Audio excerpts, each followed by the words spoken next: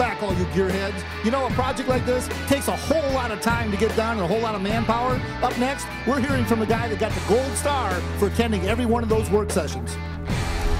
Hey, you know, I always say you cut me, I bleed 30 weight. I'm not the only car guy out there that feels the same way. Tony D'Angelo from the Cactus GTO Club had a lot to do with this car too. Tony, tell me about how did you get involved with this Camaro project? Well, actually, our club president, Tom Moore, who couldn't be here today, is also a member of the Camaro Club. And he brought the project up in one of our club meetings, and we thought this would be a great opportunity to get involved and give back to one of our servicemen.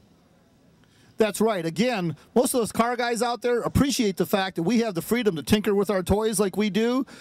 There were work days that were set aside every week, you know, where groups, groups from the clubs got together, did everything that needed to be done. I understand Tony actually gets a gold star for perfect attendance for those car days, those work days. Tell me what you did on those work days.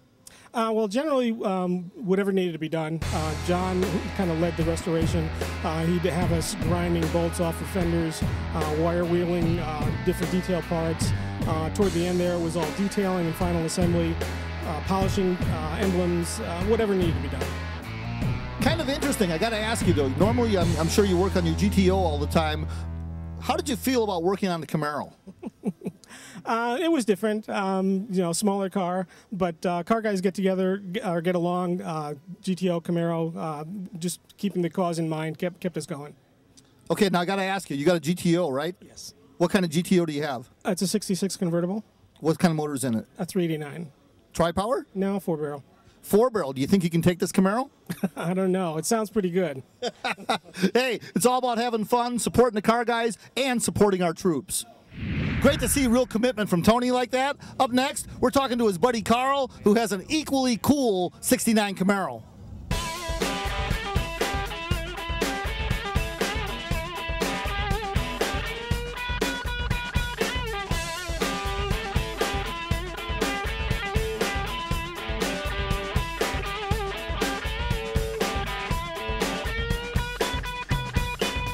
Another one of these great club members that had a lot to do with the 68 Camaro project. Carl here, the proud owner of a 69, I might say, too. Carl, what did you do with the 68 project? I was basically a crew B. We would come in at about 7 o'clock at night, 8 o'clock at night, and we would help the other guys that were crew A and do a lot of work. We did everything from the front end suspension to engine components, interior, glove box. I worked on the glove box. Hey, everybody needs to work on that glove box. You know how that goes. But we never realized that there was a crew B. So this is kind of interesting. How long did it take you guys to do this whole project? It was about 7 to 8 months that they started on this. About 8 months. Actually, today we are finished at 8 months. Well, it is finished today. We're getting ready to, to actually give it to that Marine. That's what it's all about here today. But Carl, I'm really been checking out the 69 Camaro. Happens to be my favorite car ever is the 69 Camaro. We're going to take a look at it, and Carl's going to show us. One of the coolest part I like about my car was when I went to the DMV here in Arizona, I decided to get a historic plate. And the woman that was behind the counter went to the back and she picked one up and brought it over and she said, "You're not going to believe this." She was holding it like this. And she said, "I have an old historic car and I never got to get a plate like this." 69 yo. The engine compartment is it's a 350 engine I've got in there. I've got a Performer Elderbrock, got a 650 Holly. I've got an MSD ignition that gives me lots of high power. We've got 2 Elderbrock Performer manifolds in here that give me great horsepower. Another great authentic on a 1969 Camaro is the original Raleigh wheels. They're great. There's still the original ones that are on this car that came with it. My interior is still pretty much stock. We do have some nicer seats in here for our long rides when we go on Route 66 and some of the other tours that are going on.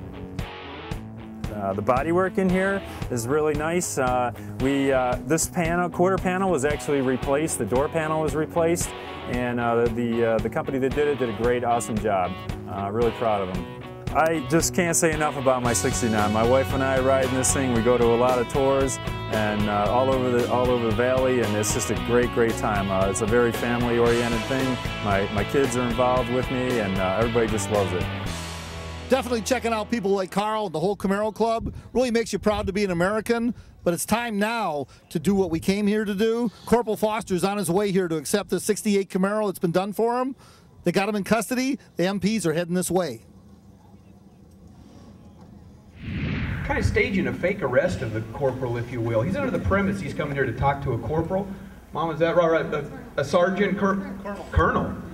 He's under the premise that since he's retiring, you got to be outbriefed. So he thinks that he's coming here today to talk to this colonel. And needless to say, I just got a text from Jason that the chicken is in the pot, and that's military talk for he's coming.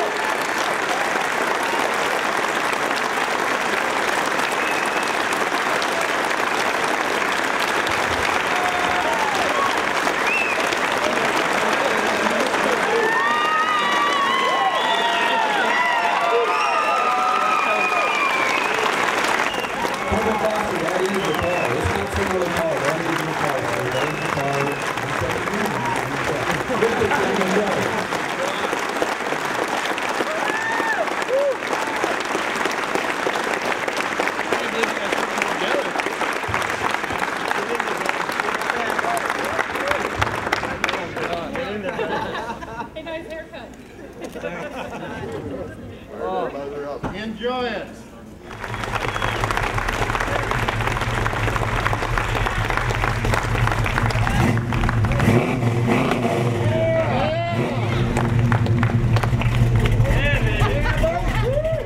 Well, we've come down to the portion of the show where this is what it's all about. Standing here with Corporal Foster. Jared, first of all, thank you for your service. But man, dude, you know, what a deal. Did you ever expect a car like this? No, I didn't see any of this coming. You know, I figured I'd be working on this car for a couple years trying to get everything done. Well, I think the funny thing about it is the fact that Jared actually did work on this car without him even knowing it. You stopped by the place the other day. They were putting the motor together. What'd you do on the motor?